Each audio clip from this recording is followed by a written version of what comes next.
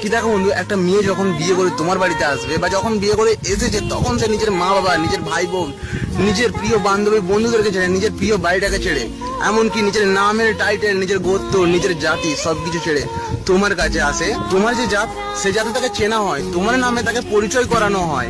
মাথা তার, কিন্তু তোমার নামে সে সিঁদুর পরে। হাত তার, কিন্তু তোমার নামে সে শাঁখা পরে। হাত তার, কিন্তু তোমার নামে সে মেহেন্দি লাগায়। গর্ব সেই নারীটার হয়, কিন্তু বাচ্চাটা তোমার নামের হয়। এতেই বোঝা যায় একটা নারী একটা পুরুষের জন্য কতটা ত্যাগ করে। আর এত ত্যাগের পরে যখন সেই নারীটাকে এই কথাগুলো শুনতে হয় যে চলে যাও তুমি তোমার বাপের বাড়ি, এখানে তোমার কিছু নেই, যদি তার গায়ে হাত তোলা হয়, যদি তাকে সম্মানের বদলে অযত্ন করা হয়, অপমান করা হয়, তখন সেই নারীটার কতটা কষ্ট হয় একবার ভেবে দেখো তো। যে তোমার নামে তার সবকিছু ছেড়ে দিয়েছে শুধু তোমার জন্য। তুমি তো রাগের মাথায় দুটো বাজে ভাষা বলে গায়ে হাত তুলে সবকিছু ভুলে যাবে, কিন্তু সেই নারীটা বলতে পারবে তো? একবার ভেবে দেখো তো। দয়া করে নারীকে সম্মান করতে শেখো।